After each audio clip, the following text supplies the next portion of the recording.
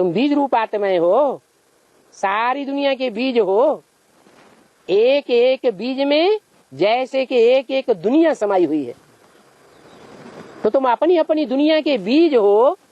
माना तुम्हारी जो भी दुनिया है 84 जन्मों की, 84 जन्मों में जो भी आत्माएं तुम्हारे संसर्ग संपर्क संबंध में आने वाली है जन्म जन्मांतर, उन आत्माओं के बीच में तुम हीरो पार्टधारी हो। सबकी दुनिया एक जैसी होगी? हर आत्मा के संसर्ग संपर्क और संबंध एक जैसे होंगे क्या, कि अलग अलग होंगे? है? अरे इस जन्म में हमारा जिन आत्माओं से संबंध संपर्क जुटा है, हो सकता है इस जन्म के संबंधी संपर्की अगले जन्म में भी मिल जाए, लेकिन इस जन्म के जो भी संपर्की संबंधी हैं वो सारे के सारे अगले जन्म में वो ही मिलेंगे, कोई दूसरे नहीं मिलेंगे। हा?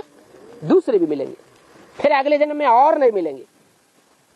माने पुराने भी पुरानों में नए भी ऐड होते जाएंगे।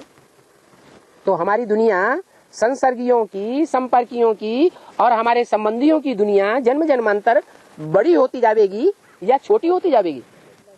है? नहीं बात समझ में आ रही? बड़ी होती जाएगी। आखिरी ने 84वें जन्म में जाकर के हमारी बहुत बड़ी दुनिया हो जाएगी। उस दुनिया के हम हीरो पार्टधारी है। हर आत्मा में जैसे कि एक एक दुनिया समाई हुई है। लोग कहते हैं ऊपर जो आसमान में सितारे हैं उन सितारों में एक एक दुनिया है, लेकिन वो तो जड़ सितारे हैं, उनमें कोई दुनिया समाई हुई नहीं है। वो सितारे तो सूरज से कोई बहुत दूर है और कोई सूरज के बहुत नजदीक है। वहां तो जिंदगी ही नहीं है, जीवन ही नहीं है। इस पृथ्वी पर ही जो नॉर्थ पोल है और साउथ पोल है, पृथ्वी का ऊपरी उत्तरी हिस्सा और दक्षिणी हिस्सा, वहां सूरज की किरणें तीखी तिरछी पड़ती है, तो वो हिस्सा दूर हो जाता है। दूर हो जाने की वजह से, सूरज से दूर होने से वहां सर्दी पड़ेगी कि गर्मी पड़ेगी? है? सर्दी पड़ती है। इतनी ज्यादा सर्दी पड़ती है कि वहां साल भर बर्फ ही बर्फ जमी रहती है।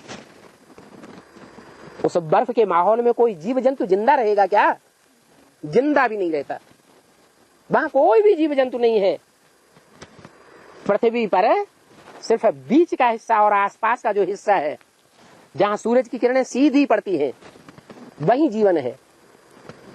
तो देखो पृथ्वी पर ही कुछ हिस्सा दूर हो गया, कुछ हिस्सा नजदीक है, तो कितना अंतर पड़ जाता है। तो और सितारे तो सूरज से कितनी दूर हैं और कितने नजदीक हैं, वहां जीवन होने का कोई सवाल ही पैदा नहीं होता। फिर जो मान्यता है कि एक एक सितारे में दुनिया समाई हुई है, वो किसका गायन है? ये तुम धरती के चैतन्य आत्मा रूपी सितारों का गायन है। तुम्हारी अपनी अपनी दुनिया है 84 जन्मों की। 84 जन्मों में जो एक आत्मा रूपी सितारे के संपर्की संबंधी संसर्गी होंगे, वो ही संपर्की संबंधी और संसर्गी दूसरी आत्मा के नहीं हो सकते। कुछ न कुछ अंतर जरूर होगा। तो बताया कि तुम तो अपनी दुनिया के हीरो पार्टधारी हो। कोई छोटा सितारा, कोई बड़ा सितारा, कोई की छोटी दुनिया और कोई की बड़ी दुनिया। तो तुम हीरे जैसा बनते हो कब? कौन से युग में? संगम युग में। बाप मिला तो तुमको